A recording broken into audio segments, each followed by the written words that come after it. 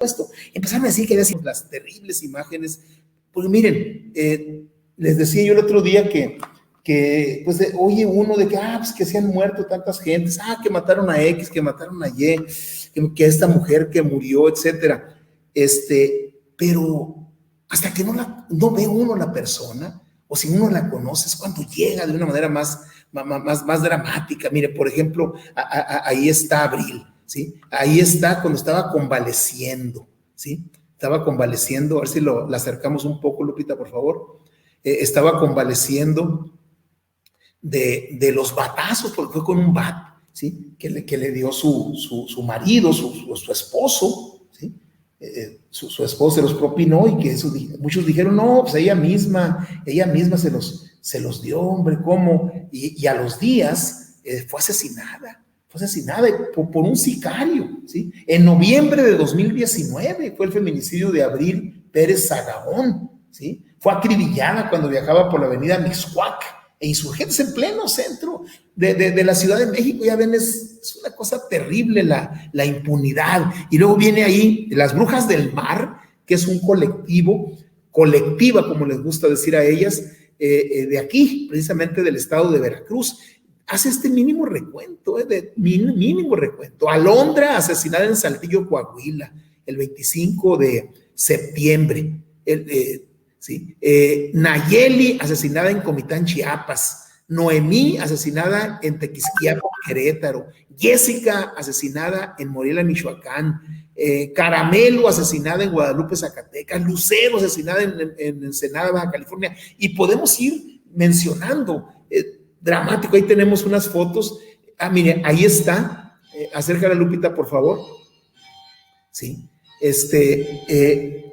Ahí tenemos este caso que les comentaba de Mérida, ¿sí? de Mérida, Yucatán, y quise poner esta foto, ¿sí? Esa foto donde están conviviendo, ¿sí? Los jóvenes, ¿sí? Fernanda, una maestra de zumba y maestra de danza para niñas, asesinada por la que había sido su pareja, ¿sí? Con engaños la llevó al domicilio de sus padres y ahí la asesinó de 2 disparos. Y se ve una pareja que dices tú, ay, mira, jóvenes, qué bien, sonrientes y todo, pero no sabe uno lo que está detrás. Me estoy acordando ahorita, y disculpen la digresión personal, pero cuando yo estaba dando clases en la Universidad Pedagógica Nacional, profesores, alumnos, eran maestros, ¿sí? Tenían 50, 60 alumnos, y yo veía una pareja, una maestra y un maestro, jóvenes los dos, que siempre se sentaban juntos en el salón, y ahí me daban la impresión de que eran muy felices en su relación. Y un día que la joven maestra fue a mi cubículo para que le revisara un trabajo, y llevaba lentes negros. ¿Qué pasó? Le digo, ¿por qué los lentes negros? Y ya me enseñó, la había golpeado. El profesor, el joven profesor, alumno mío, que era su pareja, ¿sí? No, me dijo, y ya tiene años esto. Entonces, ahí se ve a Fernanda y a su expareja, pues aparentemente felices, ¿sí? Y no, pues la mató y luego se suicidó, ¿sí? Tenemos por ahí otra imagen, Lupita. Necesitamos visibilizar este tipo de situaciones tan dramáticas. Miren, bueno, este es un performance que crearon ahí los colectivos feministas, ¿sí? para recordar esta situación, y sobre todo para exigir justicia. Y seguramente, a ver si la acercamos un poco, Lupita, seguramente va a haber muchos de esos. Ahí está los tacones, un símbolo femenino, ¿sí? Terrible, y ahí viene el recuento. Y por último, Lupita, está una foto de una jovencita, creo que es de Puebla, ¿sí? Jovencísima, y que pues, el año pasado ahí está esta joven Jimena, ¿sí? Asesinada, ¿sí? Ella creo que estudiaba medicina allá en la Autónoma de Puebla, ¿sí? En fin, es parte de la reflexión que tenemos que hacer. Antes, el 10 de mayo, el Día de los Novios, el aniversario, el Día del amor y la amistad, el Día de la Mujer a veces, ¿sí? Muchos jóvenes, familiares, le llevaban flores a la mujer en ese 10 de mayo, en ese Día de los Novios, ¿sí? Pero ahora donde más vemos que llevan flores es al camposanto, al cementerio.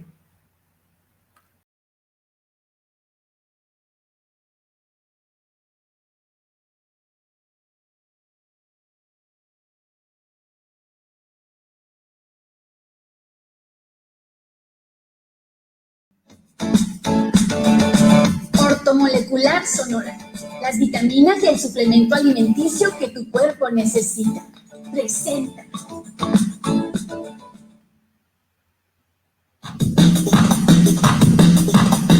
Charlando con los expertos. Vox Populi. Ciudadanía y democracia del siglo XXI. Con el maestro Vladimir Gómez Anduro.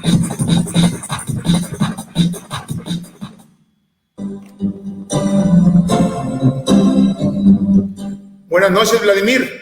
¿Qué dice, maestro? Buenas noches, ¿cómo estamos? Muy bien, muy bien. ¿Y tú? Muy bien también, escucho las campanas allá de fondo muy suaves. Muy padre. Sí. Aquí cada 15 minutos. Talán. Así que no hay forma de que llegue uno tarde en ninguna parte aquí. Sí, no, se escucha muy bonito, muy bonito. El clásico Adelante, sonido de los pueblos. Pues lo estaba escuchando ahorita precisamente con el tema para la reflexión. Un tema muy importante y de hecho ya lo habíamos platicado en alguna ocasión y lo traigo entre los pendientes precisamente hoy, lo traigo entre los pendientes ahora que iniciamos precisamente el tema de las campañas, ¿no? El tema de la violencia contra las mujeres, ¿no? Y lo escuchaba y decía, pues paradójicamente, el tema de la violencia contra las mujeres pues es de muchos tipos, ¿no? Concretamente el tipo de violencia política del que nos ocupamos nosotros, pues paradójicamente, mientras más se avanza en el derecho de las mujeres a, digamos, ejercer sus derechos políticos, es decir, mientras más espacios consiguen, paradójicamente ha generado más violencia contra ellas, como si despertara algún sentimiento de coraje o de rencor por parte del sexo opuesto, de decir, estás saliendo a reclamar esos espacios de representación, y entonces se ha generado una ola de violencia contra las mujeres, y usted lo decía en un momento, hace unos minutos, que pues bueno, se ha hecho todo un diseño institucional de leyes para precisamente atacar este problema, pero bueno, va a ser un tema que vamos a abordar precisamente en los próximos días, concretamente el tema de la violencia política contra las mujeres, porque es un tema muy importante y es una de las asignaturas pendientes del Estado mexicano. Fíjate que uno de los temas porque se inundaron las redes hoy, las redes, aquí hay varios colectivas, como les gusta a ellas. Las Brujas del Mar, por ejemplo, fueron las jóvenes que promovieron Un Día Sin Nosotras el año pasado, con un grandísimo éxito, es de aquí. Y aquí hay una red de colectivos feministas, y ellas son las que hoy inundaron las redes sociales. Ahí fue donde me enteré yo que a esta joven precandidata todavía, porque el registro va a ser más adelante, a un distrito federal, el 18 me parece, de Veracruz, María Sabina Martínez Pinto, la propia autoridad le niega una licencia laboral sin goce de sueldo cuando tiene derecho. ¿Sí? Las condiciones de trabajo así lo estipulan. Entonces, ahorita decías tú y ahorita lo comentábamos nosotros, el entramado que hay todo pero la propia autoridad también lo viola. O sea, esta joven trabajadora tiene 15 años laborando en la Secretaría de Seguridad Pública, que además esta ley para erradicar la violencia contra las mujeres, un acceso a una vida digna, le da tareas específicas a las secretarías de seguridad, ¿sí? Así es. ¿Sí? Y al INE, y a los tribunales, y a todo mundo. Bueno, ahí mismo ejercen violencia política de género. Entonces, Entonces, o sea, creo que es mucho de lo que estás diciendo, o sea, y el gobernador tuvo conocimiento porque se le hizo llegar una copia y además ella, que conoce al gobernador, habló personalmente con él. Entonces, ¿qué está pasando, maestro? De hecho, hasta se habla y bueno, no se habla, se tipifica un tipo de violencia institucional, que es precisamente eso que está diciendo usted, cuando las instituciones pues no solamente ejercen, sino dejan de proteger, dejan de cumplir su función de proteger a las víctimas, también se está convirtiendo en un tipo de violencia institucional hacia las mujeres, ¿no? Pero bueno, es un tema muy, muy, muy, muy interesante, que le digo, lo abordaremos, yo creo que de esta o la otra semana, porque es parte precisamente de lo que vamos a ver precisamente en los procesos electorales, en esta etapa de campaña electoral. Antes de que entres a tu tema, aquí hay una pregunta. Y antes de leer la pregunta y que le des respuesta, maestro, tengo entendido que María Sabina Martínez Pinto presentó un recurso, el que es apropiado, que es el recurso, el juicio especial sancionador, ¿sí? Para que la unidad técnica de lo contencioso electoral allá del INE pueda resolver y enviarlo a la sala especializada, ¿sí? Vamos a ver cómo evoluciona esto. A ver, creo que están preguntando ahí Jorge Enrique. Sí, Jorge Enrique Pablo, ¿qué diferencia hay entre ciudadano y habitante? Pues bueno, el término de ciudadano es un término jurídico, es un estatus de la persona que tiene que ver con ciertos derechos y obligaciones que adquiere al cumplir determinadas condiciones que le pone la ley. ¿Cuáles son esas condiciones? Básicamente es la edad. En México, pues la ciudadanía se adquiere a los 18 años y tener capacidad, ¿no? Capacidad básicamente de ejercer ciertos derechos. Entonces, la ciudadanía tiene que ver precisamente con ese estatus jurídico de las personas que cumplen esas condiciones y le activa, vamos a decir, ciertos derechos que no tendría si no tiene la calidad si no tiene esa calidad de ciudadano. ¿Qué derechos? Votar, ser votado, básicamente esos, entre otros, derechos de asociación, derechos etcétera, ¿no? Y pues el término de habitante no es un término jurídico, ¿no? Es decir, no es un estatus jurídico, simple y sencillamente pues se refiere a una persona, cualquier persona que reside en algún lugar, pero insisto, no tiene un estatus jurídico. Y cuando digo que no tiene un estatus jurídico, me refiero a que la ley no se ocupa de esa figura de habitante, pero sí lo hace, por ejemplo, al término de ciudadano. Correcto. Muy bien, maestro, pues, a ver, el tema que nos traes ahora. pues adivine de qué vamos a hablar el día de hoy, maestro. Oh, pues, porque arrancaron las campañas, ¿o qué? Así es. Pues el día de hoy iniciaron formalmente las campañas para gobernadora o para gobernador.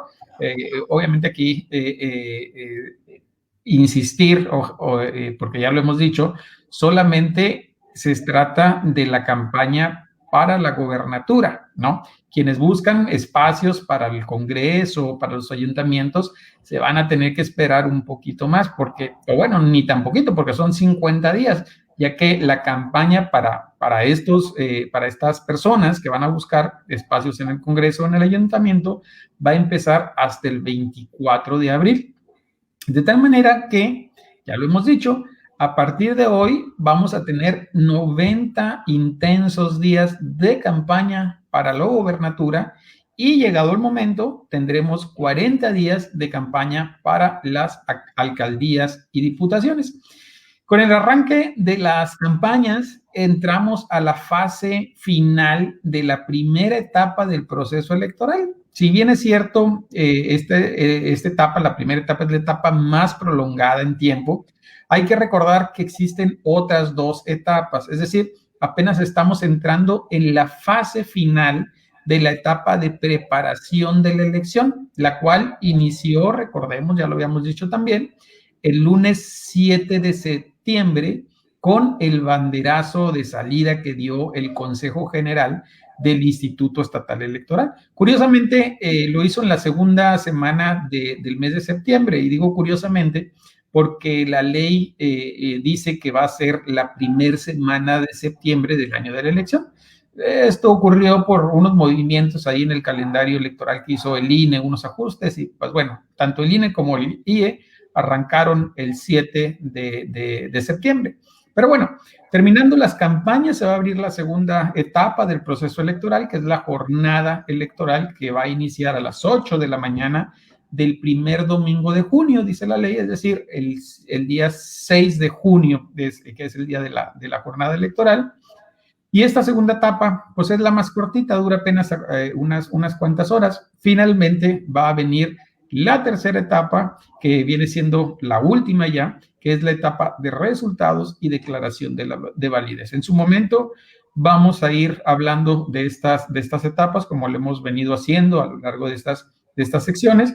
Pero bueno, iniciemos hoy por decir ¿qué son las campañas electorales? Que, insisto, es a la etapa, o digamos a esta parte a la que vamos a entrar de 90 días para las campañas a la gobernatura. ¿Qué son las campañas electorales?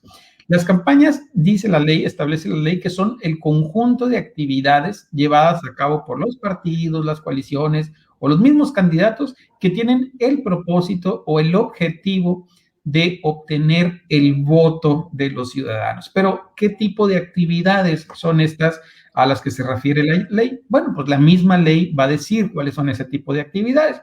Y por un lado, tenemos los actos de campaña, y por el otro lado tenemos lo que podríamos llamar propaganda electoral. Los primeros, los actos de campaña, son las reuniones, asambleas, marchas, mítines, etcétera, que llevan a cabo, pues ya lo dije, los candidatos, los partidos, los equipos de campaña, con el objetivo de que votes por ese candidato, pero también, ojo, con el objetivo de que no votes por la otra opción. Mientras que por propaganda electoral debemos entender pues aquellos escritos, publicaciones, imágenes, grabaciones, proyecciones, expresiones, etcétera, que utilicemos también con el mismo objetivo, con el objetivo de convencer al ciudadano de que esta opción es la mejor opción para la gobernatura o que aquel no es la opción en este caso para la gobernatura del estado. Es decir, a partir de hoy se vale casi cualquier cosa que la imaginación de los equipos de campaña de los candidatos les dé para convencernos de que son pues como ya lo dije, la mejor opción.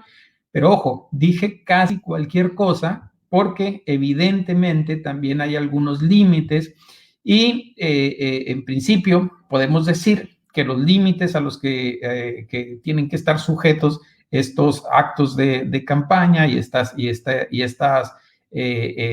propaganda electoral se tienen que ajustar a los límites constitucionales de la libertad de expresión consagrados libertad de expresión y libertad de prensa consagrados en el artículo 6º y en el artículo 7º constitucional. Es decir, todas las campañas tienen que cuidar, no atacar la moral, la vida privada, no atacar los derechos de terceros, no provocar algún delito o, por ejemplo, perturbar el orden público. Digamos, estos son algunos de los límites generales que se establecen al tema de las campañas, lo que, digamos, en otras palabras, lo que no pueden hacer los candidatos, partidos o jefes de campaña o lo que sea.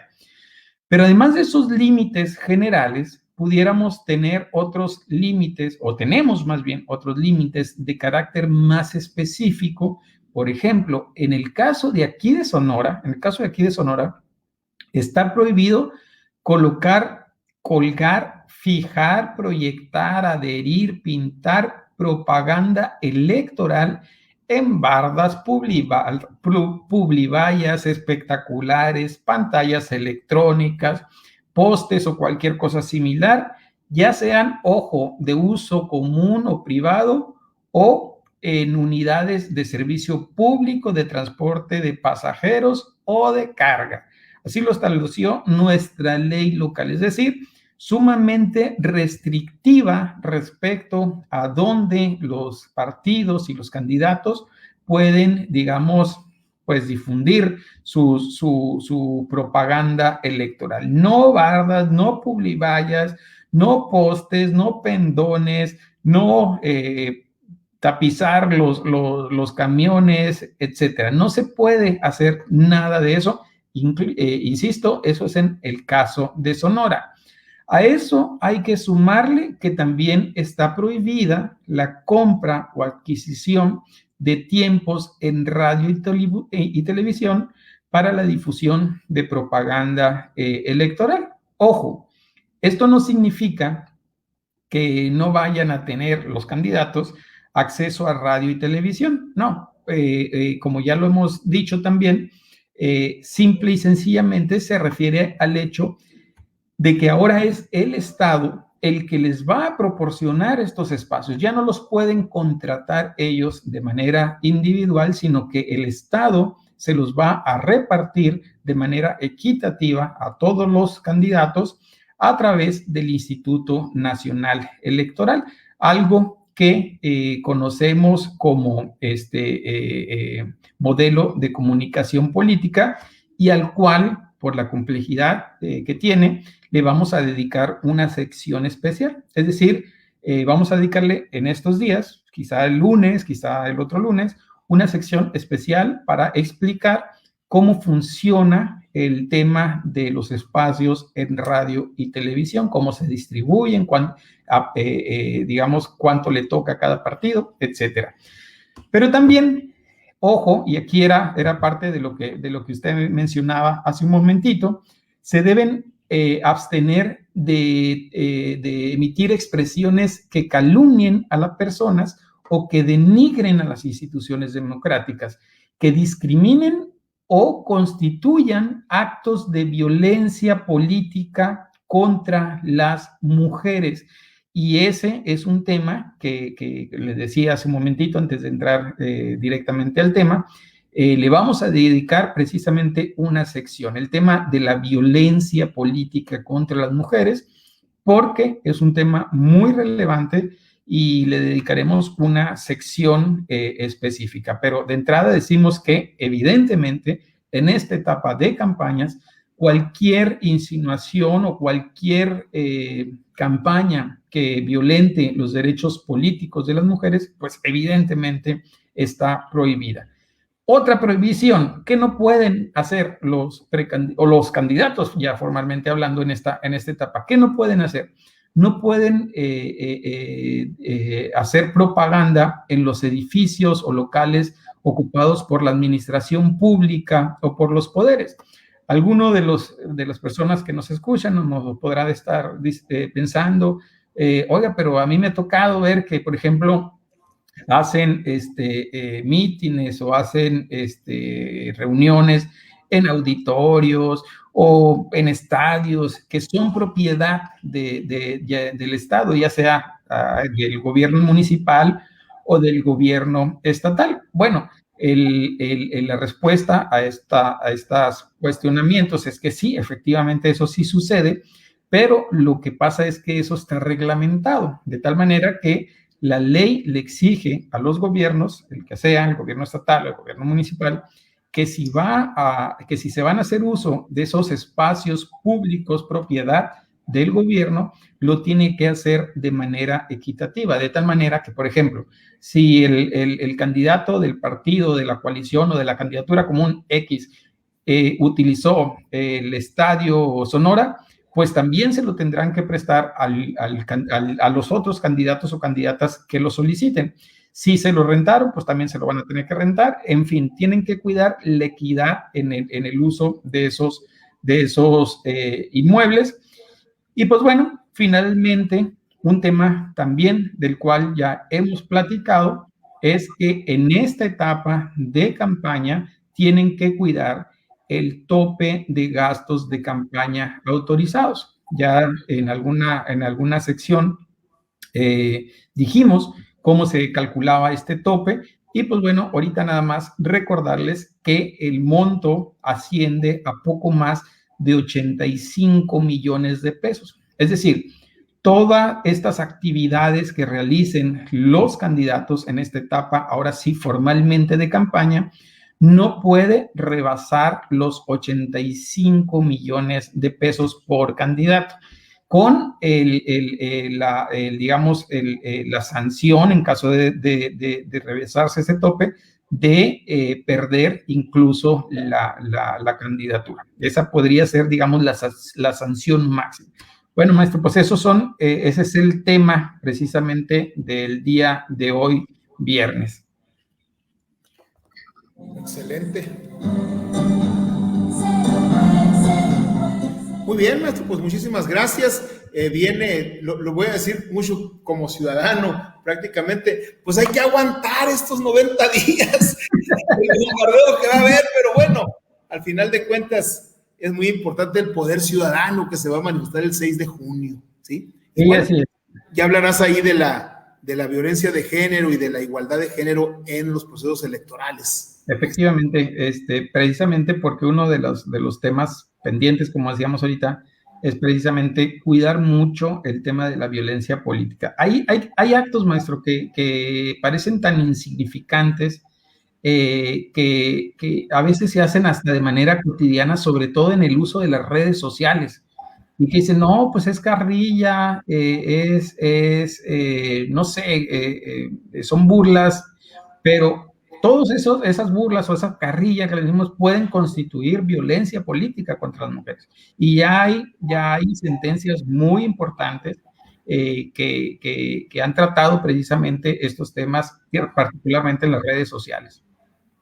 Muy bien, pues muchísimas gracias, y el lunes, salvo prueba en contrario. Y por cierto, muchas gracias ahí por la flexibilidad. Ahí no pude estar, se me complicó demasiado el lunes, se me empalmó de hecho con unas reuniones pero pues gracias por la flexibilidad de estar hoy viernes por acá.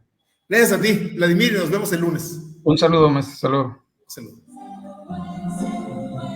El maestro Vladimir Gómez Anduro, magistrado del Tribunal Electoral del Estado de Sonora. Es un lujo que el tribunal tenga a un profesionista como Vladimir, y como bien dice Carla Gómez, siempre muy claro y puntual. ¿Sí? Así es, en temas tan áridos los aborda de una manera muy, muy apropiada. Es un lujo realmente que el tribunal tenga un profesional de este tipo, de esta calidad jurídica y sobre todo calidad moral, y es un lujo también para nosotros.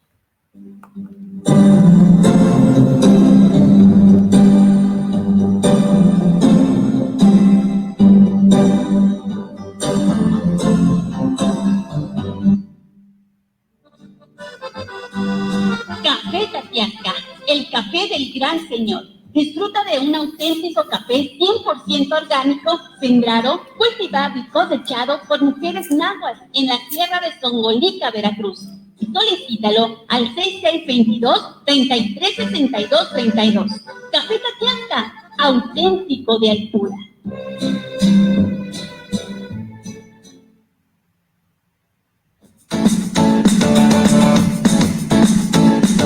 Bienvenido al mundo de las vitaminas. Nutrición ortomolecular. Te ayuda a obtener una nutrición óptima, de acuerdo a tus características personales. No existen enfermedades, solo deficiencias nutricionales. Visítanos en Facebook, @ortomolecularsonora, o escríbenos al correo electrónico ortomolecular.sonora@gmail.com.